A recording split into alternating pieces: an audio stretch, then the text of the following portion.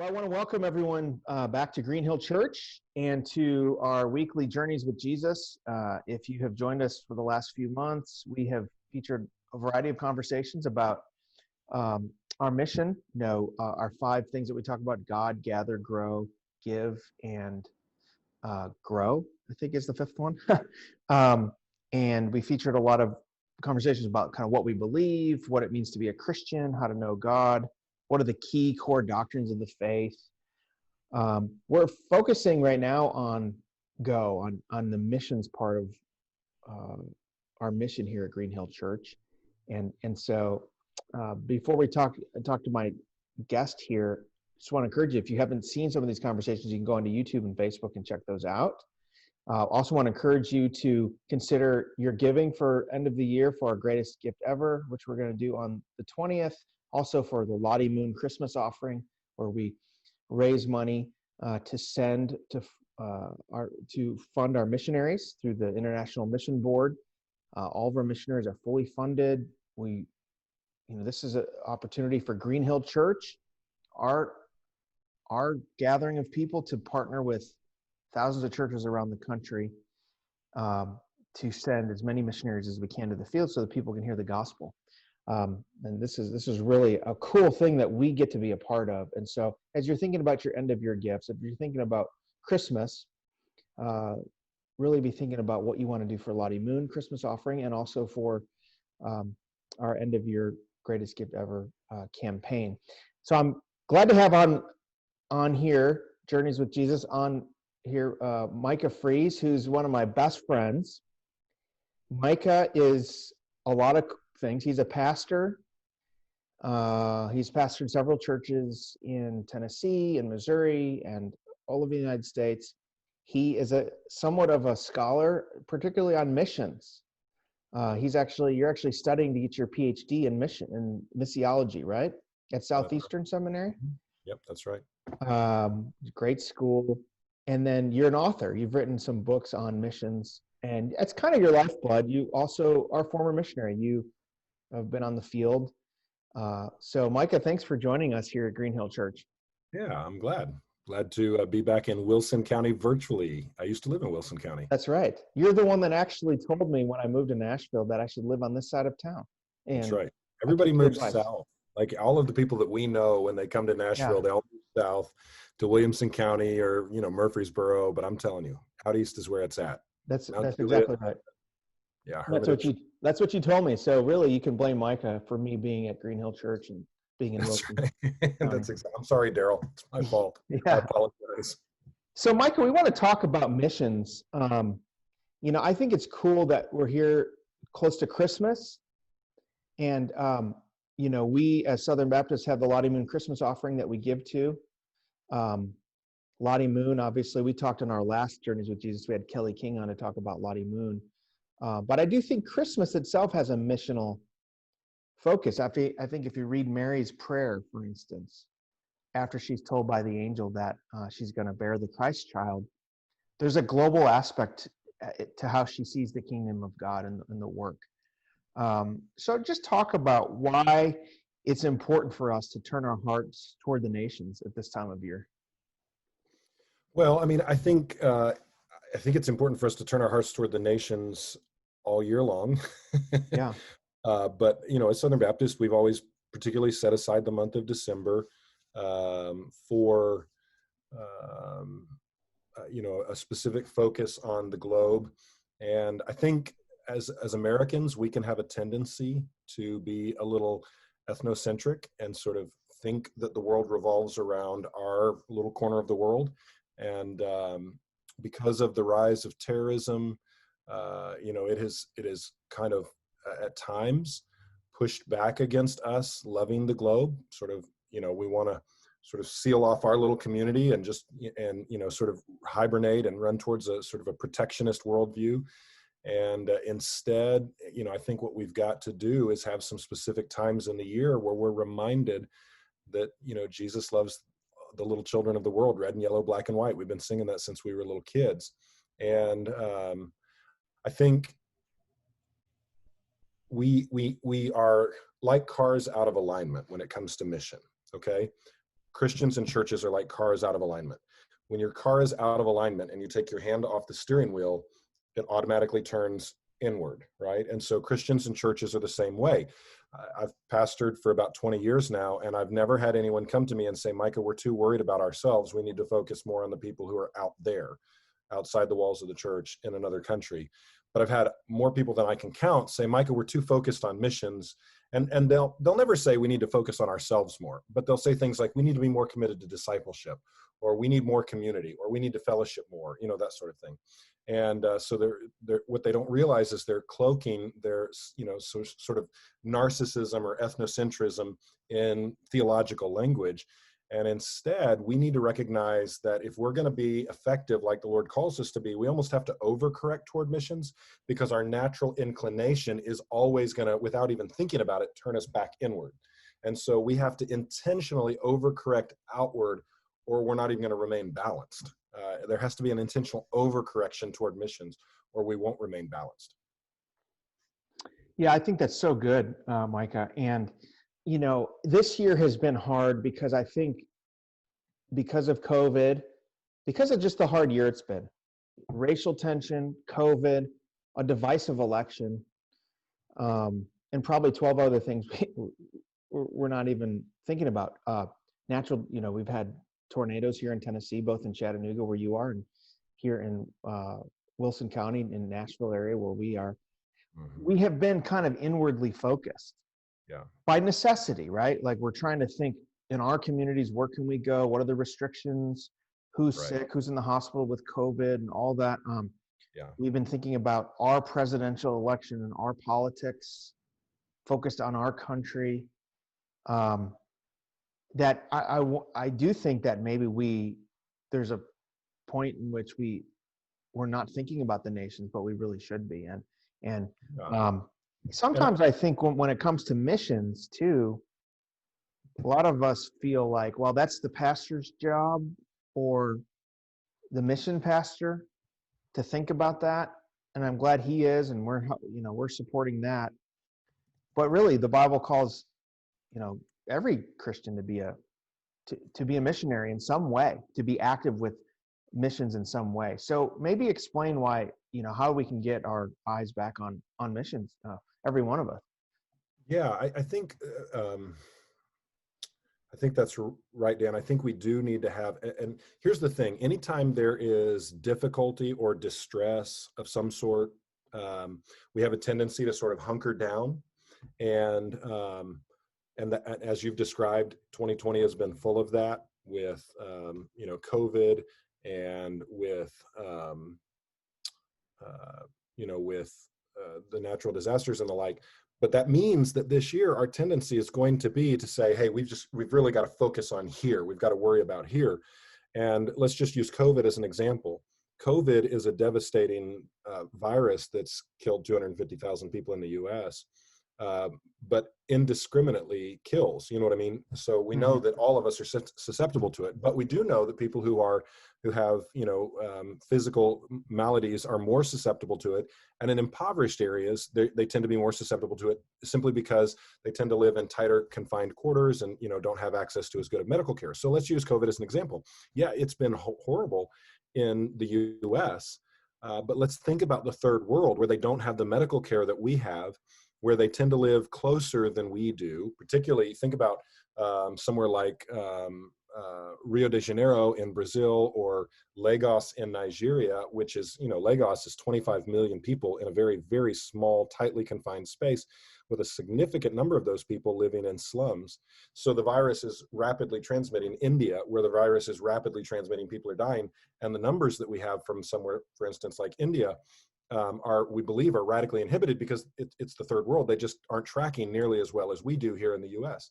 So, as bad as it is here, it's worse in some places around the world, where they don't have the hope that we have here of good medical care and financially being able to provide for it.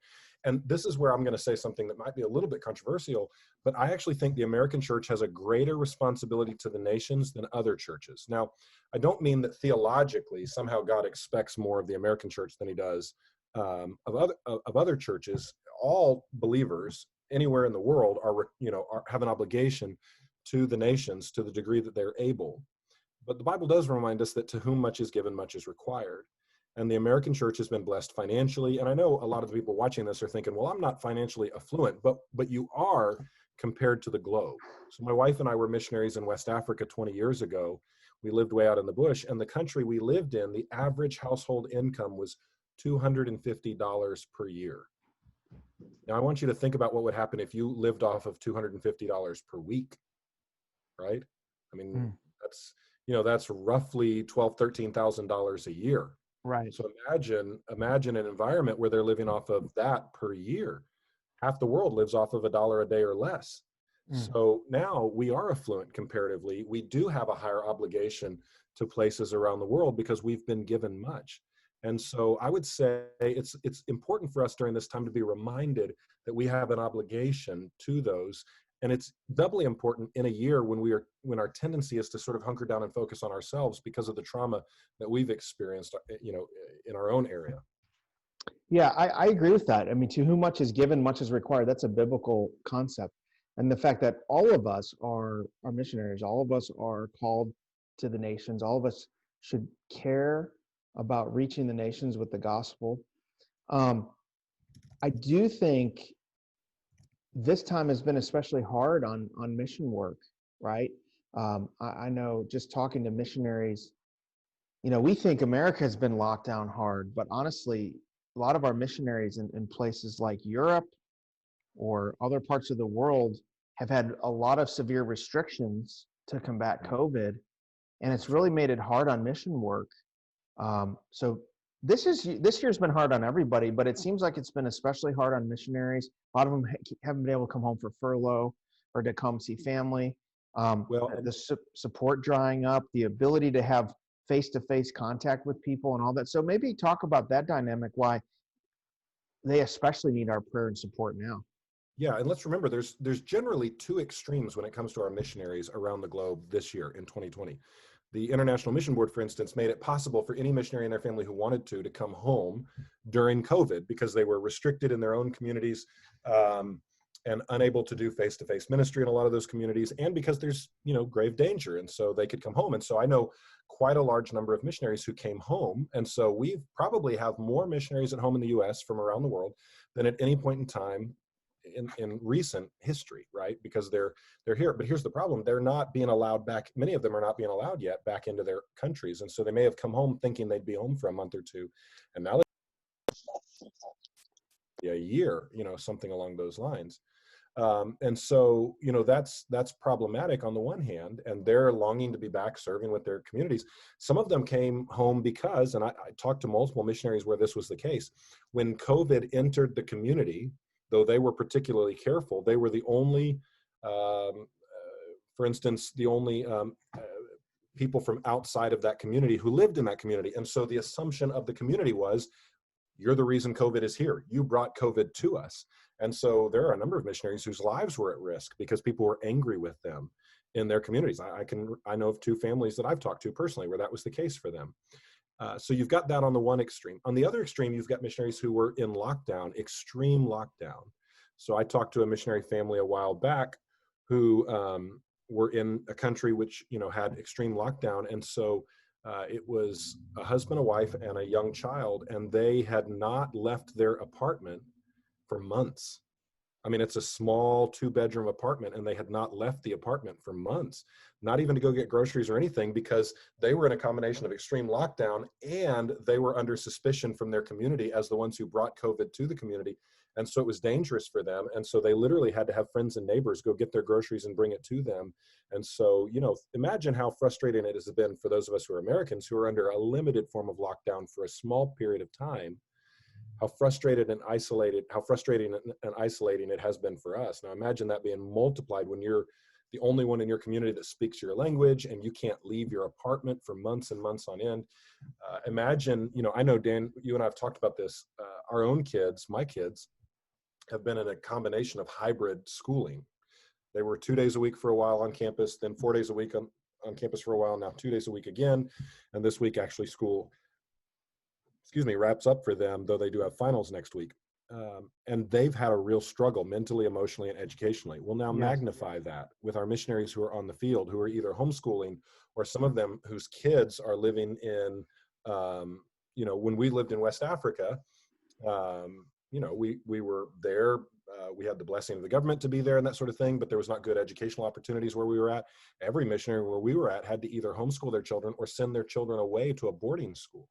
So imagine the extended concern if you are living in a difficult place where you're under the stress of COVID and your children are living 1 or 2, 3 countries away in a boarding school. This is just a particularly difficult time. And so all of the stresses and frustrations and fears that we feel are magnified with very little support in many of the places where these missionaries are serving around the world. That's so true. I'm glad you mentioned that. I mean, it's been really hard for those who have been away from their field, because they feel called to that mission field, and they have to be over here for the better part of a year instead of on the field, and they want to do the work. And then hard for those who are over there who are not able to do the work because of COVID and all these other factors.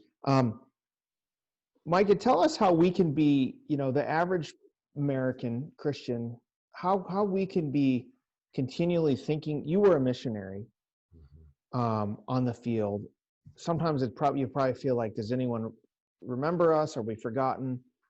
What are ways for us to continue to remember our missionaries, to be thinking about them, praying about them, and supporting them, and keeping missions at the forefront of our minds throughout the year, so that we do fulfill our Great Commission responsibilities as Christians? Yeah, I think a good starting place would be to ask yourself, to what degree are you living a multicultural life where you happen to be right now? Now, you guys are in Wilson County, East Nashville, East Davidson County. And for instance, a really good example, the Nashville area is home to the largest population of Kurds in the U.S. When I used to work downtown Nashville, I had an office right on Broadway, and it was 10th floor. And I remember looking down on Broadway one day, and I thought I was back in Central Asia, because there was a Kurdish parade going down the middle of Broadway, Kurdish flags and singing Kurdish music, Kurdish dancing. You wouldn't have even known you're in the U.S. So, you've got minorities, you've got racial minorities, you've got cultural and ethnic minorities in the Nashville area. Ask yourself this question. Are you engaging the nations where you are? When I was at a church there in Wilson County, we took one Sunday and we all went to the local mosque and met with the Kurdish imam and the president of the Kurdish mosque, and did a Q&A with them. And they were incredible hosts to us, and they put out a spread of snacks for us and answered all of our questions about Islam and Muslims there in the Nashville area, and what it's like to live as a refugee. And my family and I helped work with refugee families there in the Nashville area. These are simple things like having them over to our house for Thanksgiving dinner, or going to the park with them and having a lunch with them, that sort of thing. So I would say start by asking, how are you living on mission, engaging the nations around you? Are you demonstrating the love of Jesus to those who are around you? Then that will help prompt you. If you're living a multicultural life, loving the nations where you happen to be, it'll prompt you to be thinking about those who are doing the same thing all around the world. And so, for you and your family, could it be that your practice is every evening at supper, when you sit down to share your evening meal together, you're going to pray for the food? Why can't you pray for a nation? Pray for, pick a nation, pick Uzbekistan, pick Kazakhstan, pick South Korea, pick Burkina Faso, pick Lesotho, pick Panama. And every day as a family, pray for that nation, pray that the Lord would bless that nation. Consider Jeremiah chapter 29, verse 7, which says, seek the shalom of the city that you live in, seek the peace, the well-being, the blessing of God in the place that you call home. Pray that those who are followers of Christ in those areas, whether they're born and raised there or they're a missionary who's come from another country to there, pray that they would be blessed and that they would be a blessing to that community and that they would be able to demonstrate the love of Jesus. But to me, that would be a really, really simple way to do it, is just take one meal where you and your family sit down every day, or maybe it's just you or you and your spouse, and pray every meal, every day at that mealtime, just very quickly for them. I'm sure the pastors at Green Hill would be very glad to get you connected personally, where you could write letters or postcards. When my wife and I lived in the bush of West Africa, we didn't have electricity, we didn't have a phone. it was very difficult to stay in contact with us. Now, if you were in that same village, they have paved roads and electricity and cell phones and smartphones. I mean, I'm in contact with friends of mine from that village who are on Facebook every day. So Mm. my point is, you could be in contact with people who are living and serving around the world every day, sending them a little message via Facebook or dropping them a postcard in the mail. These are small things just to remind people that you know that they're there and you love them and you're praying for them, that would be very easy, that don't require much, that you could engage in. Yeah, those are great suggestions, and we really want to encourage everyone at Green Hill to engage in some way. And we're going to have a lot of opportunities over the coming months to engage personally the missionaries that we have come alongside as a church. Um, Jeff Postel, our missions pastor, is going to really start spearheading a lot of that. So there can be engagement where we can write letters, we can send gifts, we can do all kinds of things just to remember that we're praying for them.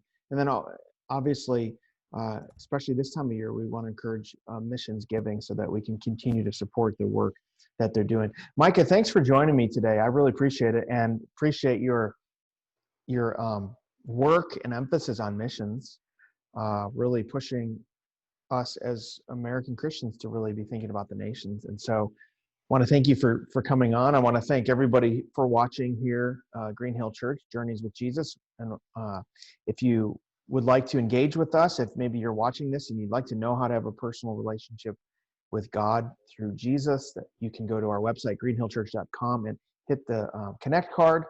And one of us would love to help you take your next step with Jesus.